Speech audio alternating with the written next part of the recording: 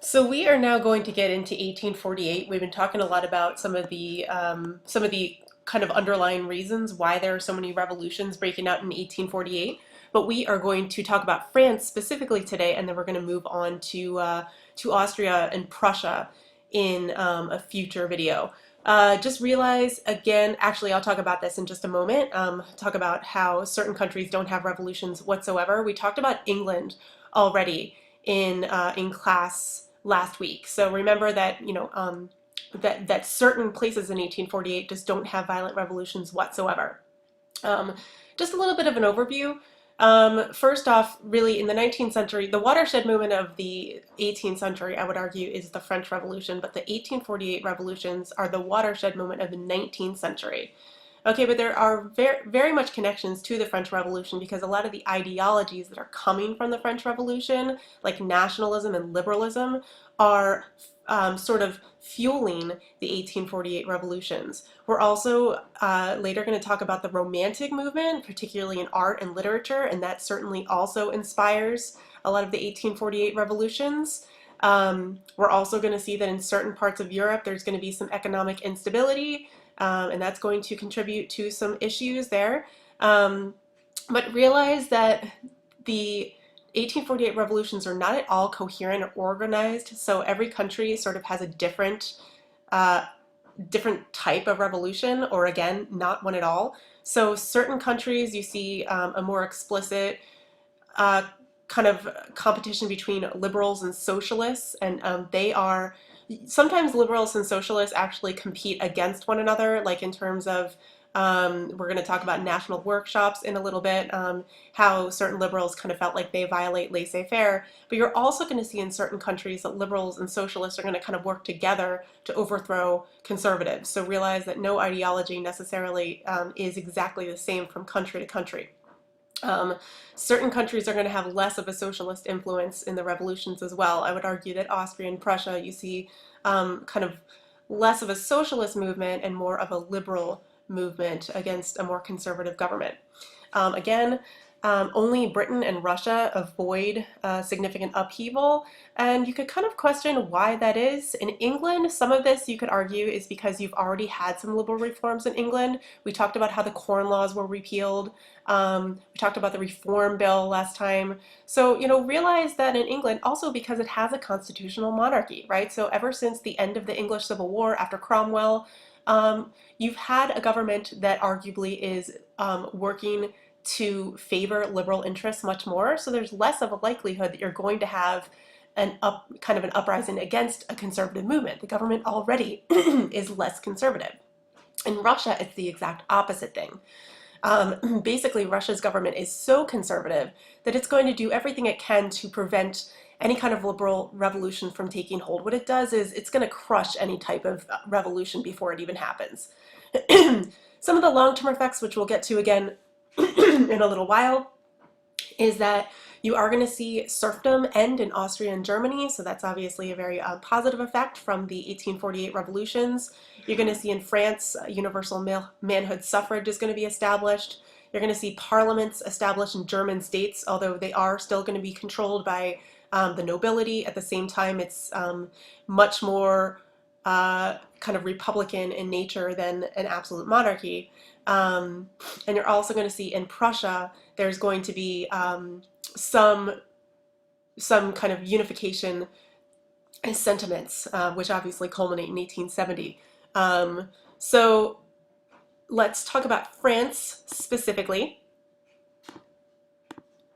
We already talked about the 1830 revolutions in France, but just as a little bit of a recap, remember that already we've seen France react against a king that was trying to bring back divine right, bring back absolute monarchy, Charles the 10th, and Louis Philippe replaces him, but at the same time we're going to see still there are going to be certain portions of the population that are not happy with Louis Philippe's rule either, because he's really just representing the interests of the middle class. So Louis Philippe really is not viewed highly by the populace.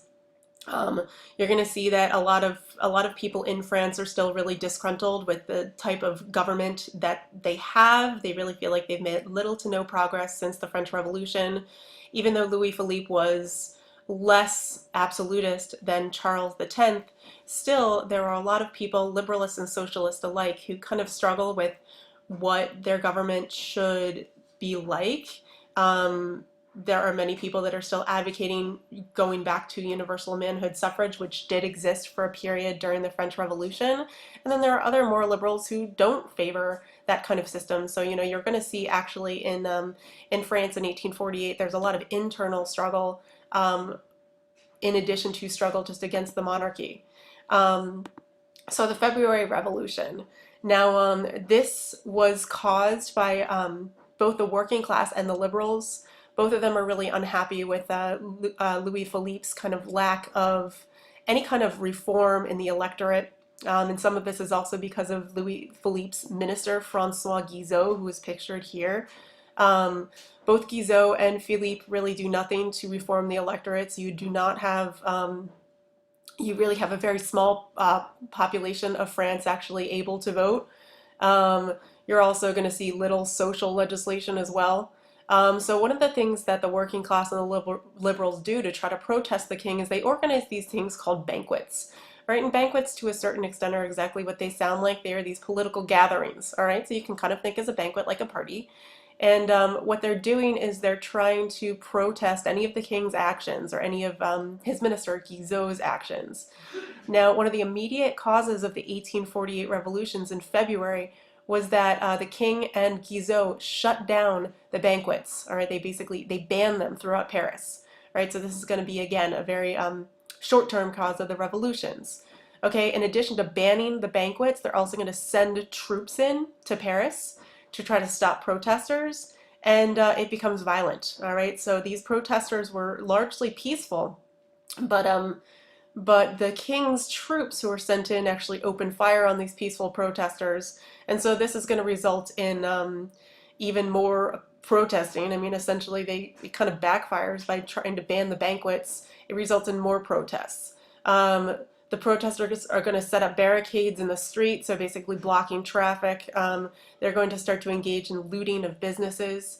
And so now the government's going to send out the National Guard to try to deal with protests, but this backfires even more because the National Guard kind of feels disenfranchised by the current political system. And so instead of actually defending the king and stopping protests, the National Guard actually defects to the radicals.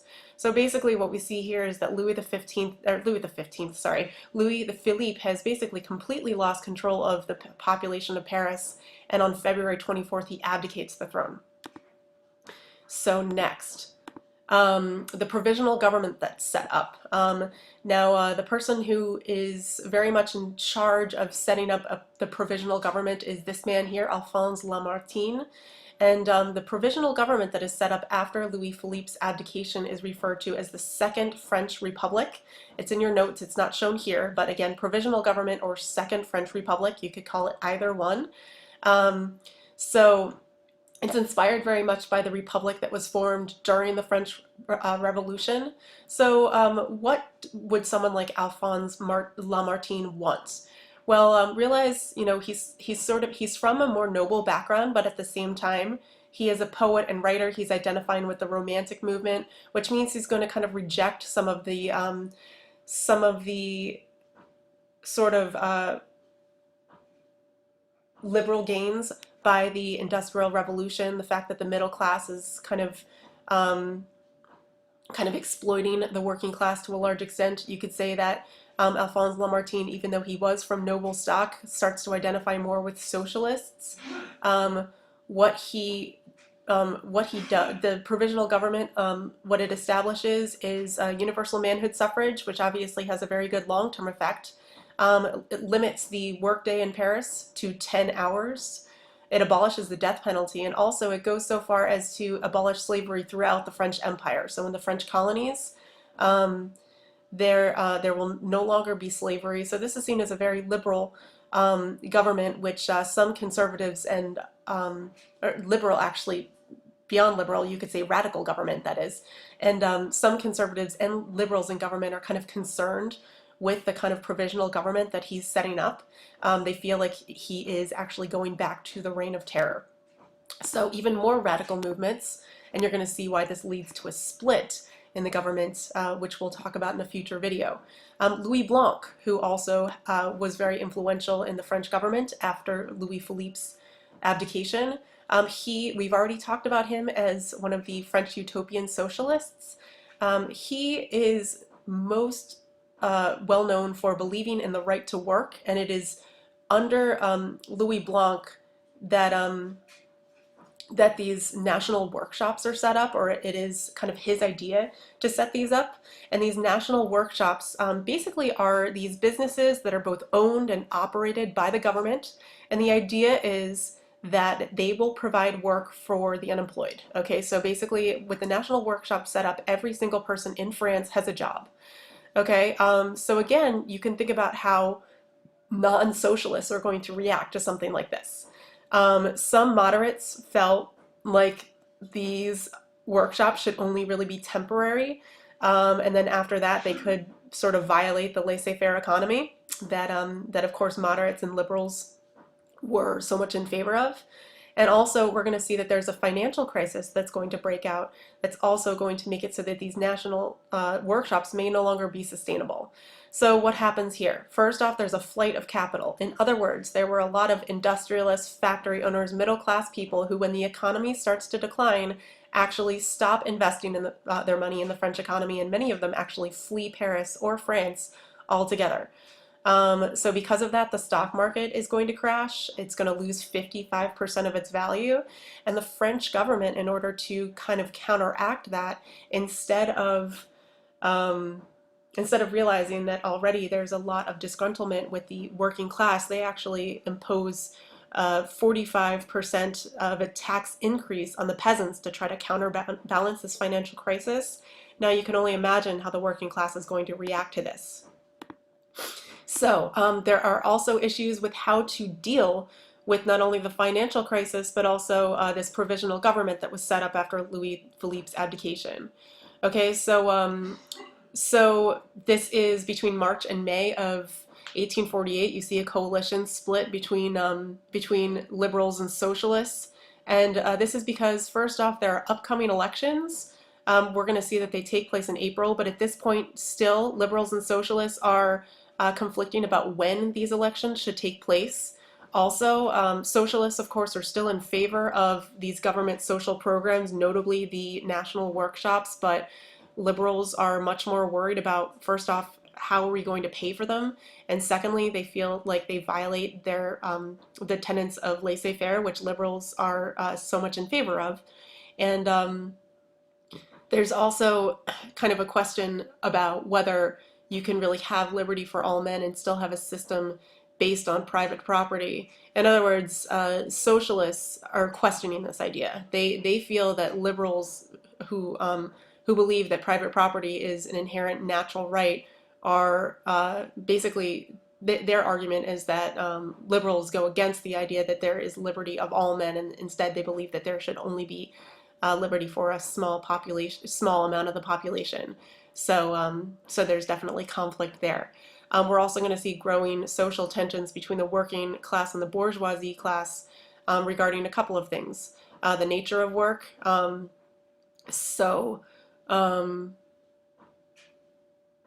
lot of this has to do with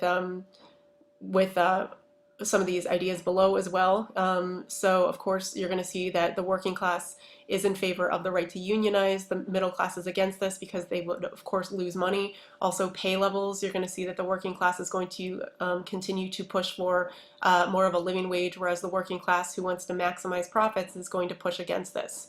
So the nature of work, again, I skipped that sort of for a second there, but I mean, realize that this kind of goes along with Louis Blanc's idea that everyone should have the right to work.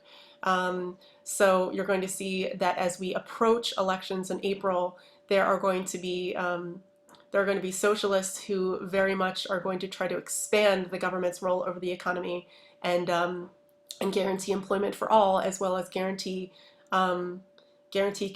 expanded political rights for all, whereas the liberals have a much more narrow idea about what liberty actually is and what work actually is. So in our next video, we will talk about these April elections and how these result in revolution in France.